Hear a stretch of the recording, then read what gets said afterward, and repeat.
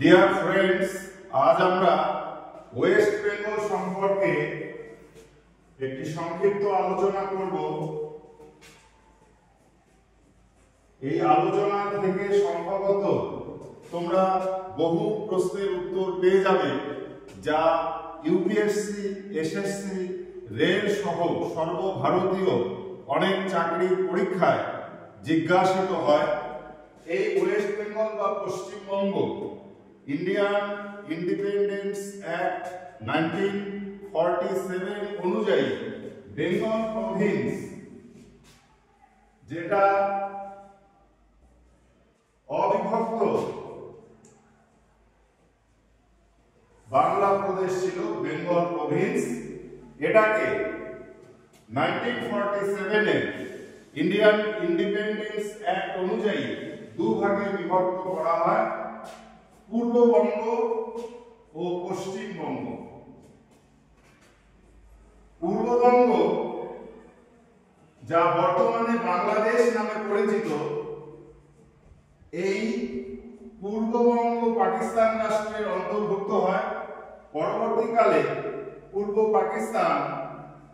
পাকিস্তান থেকে বেরিয়ে এসে বাংলাদেশ নামে একটি স্বাধীন রাষ্ট্রের জন্ম লাভ করে। আর পশ্চিমবঙ্গ 1947 সালে 15 অগস্ট ভারতবর্ষের একটি অন্যতম অঙ্গরাজ্য হিসেবে এর জন্ম হয়। এই পশ্চিমবঙ্গের উত্তর দিকে রয়েছে সুউচ্চ হিমালয় পর্বতমালা এবং দক্ষিণ দিকে রয়েছে বঙ্গোপসাগর। এই পশ্চিমবঙ্গের সঙ্গে 5টি রাজ্যের আন্তঃরাজ্য সীমানা রয়েছে।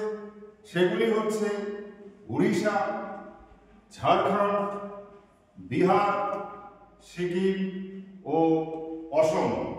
তাহলে 5টি আন্তঃরাজ্য সীমানা রয়েছে। 5টি আন্তঃরাজ্য সীমানা, সেগুলো হলো উড়িষ্যা, ঝাড়খণ্ড, বিহার, সিকিম ও অসম। এবং পশ্চিমবঙ্গের সঙ্গে 3টি আন্তর্জাতিক সীমানা রয়েছে। সেই রাষ্ট্রগুলো হচ্ছে উত্তরে নেপাল ও ভুটান, পূর্ব দিকে বাংলাদেশ। তাহলে পশ্চিমবঙ্গের সঙ্গে 3টি আন্তর্জাতিক সীমানা ও 5টি রাজ্য সীমানা রয়েছে। এটাও বহুবার বহু পরীক্ষায় আসতে দেখা গেছে যে পশ্চিমবঙ্গের সঙ্গে কয়টি রাজ্যের আন্তঃরাজ্য সীমানা রয়েছে। যাই হোক, এই পশ্চিমবঙ্গ রাজ্যের মধ্য দিয়ে কর্কট ক্রান্তি রেখা চলে গেছে। কর্কট ক্রান্তি রেখা পশ্চিমবঙ্গের কোন কোন জেলার মধ্য দিয়ে গেছে, এটাও কিন্তু একটি প্রশ্ন পরীক্ষায় আসে। বা 4টি জেলার নাম দিয়ে বলতে পারে কোন জেলার উপর দিয়ে কর্কট ক্রান্তি রেখা যায়নি। যে জেলাগুলোর উপর দিয়ে কর্কট ক্রান্তি রেখা গেছে সেই জেলাগুলো হচ্ছে পুরুলিয়া, বাঁকুড়া, পশ্চিম বর্ধমান, পূর্ব বর্ধমান এবং নদিয়া। এই পশ্চিমবঙ্গের সর্বদক্ষিণে রয়েছে সুন্দরবন। এই সুন্দরবনকে ইউনেস্কো 1987 ওয়ার্ল্ড হেরিটেজ সাইট হিসাবে ঘোষণা করে সুন্দরবন ন্যাশনাল পার্ককে। পশ্চিমবঙ্গের জাতীয় গীত বা সং, এটা বাংলার মাটি বাংলার জল। পশ্চিমবঙ্গের জাতীয় পাখি হোয়াইট থ্রোটেড কিংফিশার। পশ্চিমবঙ্গের জাতীয় মাছ ইলিশ। পশ্চিমবঙ্গের জাতীয় ফুল হচ্ছে নাইট ফ্লাওয়ারিং জেসমিন। পশ্চিমবঙ্গের জাতীয় ফল হচ্ছে আম। জাতীয় প্রাণী হচ্ছে ফিশিং ক্যাট বা মেসোবেরাল। জাতীয় বৃক্ষ হচ্ছে ছাতি। এইগুলো কিন্তু পরীক্ষায় জিজ্ঞাসা করা হয়। পশ্চিমবঙ্গ যখন 1947 সালে 15ই আগস্ট জন্মলাভ করল, তখন পশ্চিমবঙ্গে গভর্নর বা রাজ্যপাল হয়েছিলেন, অর্থাৎ প্রথম রাজ্যপাল বা গভর্নর হয়েছিলেন চক্রবর্তী রাজাগোপালাচারী। যিনি পরবর্তী সময়ে স্বাধীন ভারতের প্রথম ভারতীয় গভর্নর জেনারেল হয়েছিলেন লর্ড মাউন্টব্যাটেনের পর। পশ্চিমবঙ্গের প্রথম মুখ্যমন্ত্রী হয়েছিলেন ডক্টর প্রফুল্লচন্দ্র ঘোষ। অনেকে ভুল করে পশ্চিমবঙ্গের প্রথম মুখ্যমন্ত্রী বিধানচন্দ্র রায়কে ভাবেন, কিন্তু ডক্টর বিধানচন্দ্র রায় পশ্চিমবঙ্গের দ্বিতীয় মুখ্যমন্ত্রী ছিলেন। প্রথম মুখ্যমন্ত্রী ছিলেন ডক্টর প্রফুল্লচন্দ্র ঘোষ। এটা তোমরা খুব ভালো করে মনে রাখবে। পশ্চিমবঙ্গ যখন একটি স্বতন্ত্র বা অঙ্গরাজ্য হিসেবে তৈরি হলো, পশ্চিমবঙ্গের যে আইনসভা সেটা কিন্তু দ্বিকক্ষ বিশিষ্ট ছিল।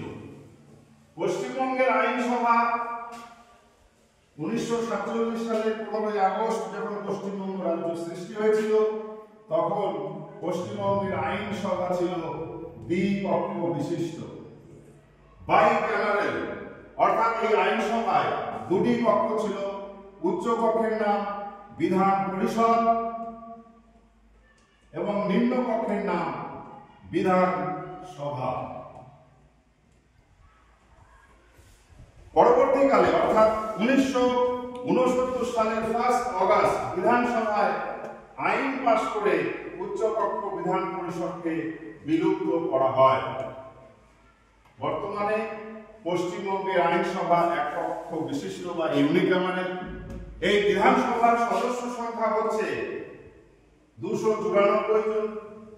পশ্চিমবঙ্গ বিধানসভা থেকে ভারতবর্ষের পার্লামেন্টের উচ্চকক্ষ বা রাজ্যসভায় 16 জন প্রতিনিধি নির্বাচিত হন, সদস্য নির্বাচিত হন। পশ্চিমবঙ্গের লোকসভা থেকে 42 জন সদস্য বা প্রতিনিধি নির্বাচিত হন। এই তথ্যগুলো তোমরা ভালো করে জেনে রাখবে, এগুলো কিন্তু পরীক্ষায় আসে। আমাদের পশ্চিমবঙ্গের রাজধানী হচ্ছে কলকাতা শহর। এই কলকাতাতেই একসময় ব্রিটিশ ভারতের রাজধানী ছিল।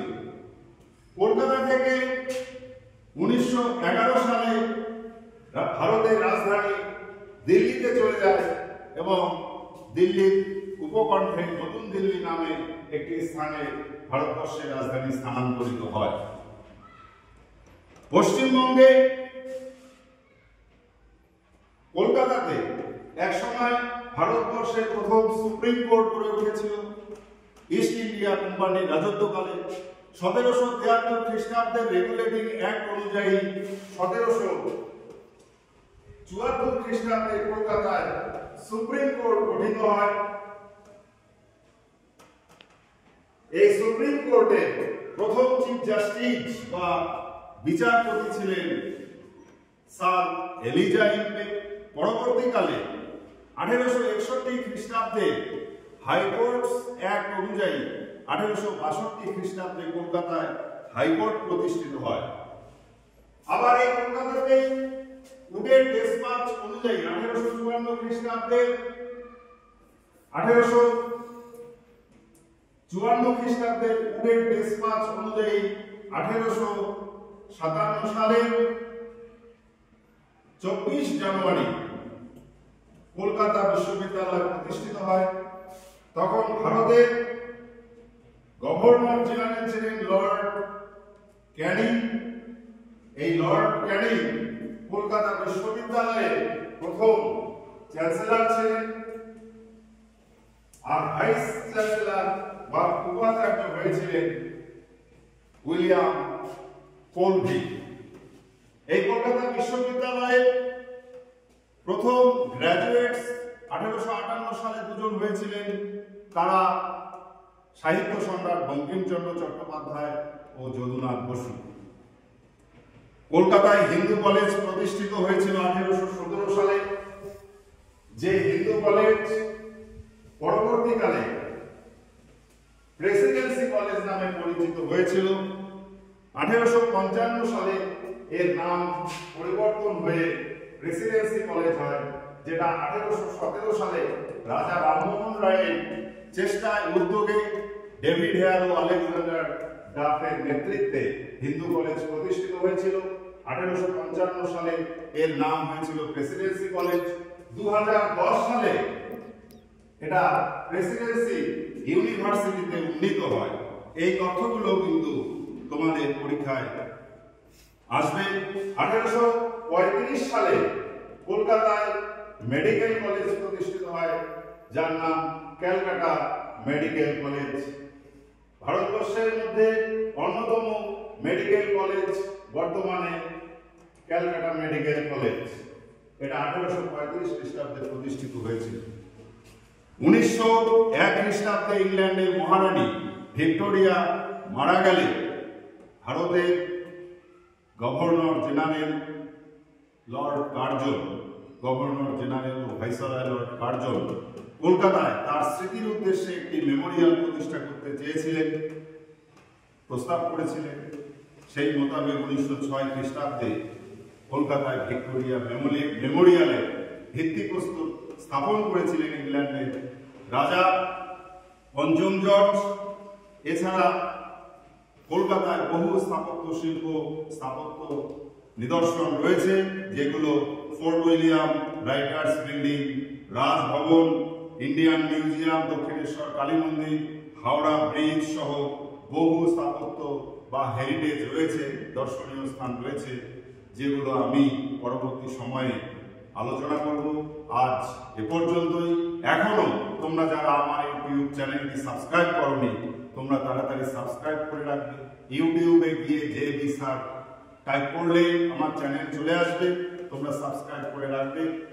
তোমরা সকলে ভালো থেকো। আজ এখানে শেষ করছি। Thank you very much.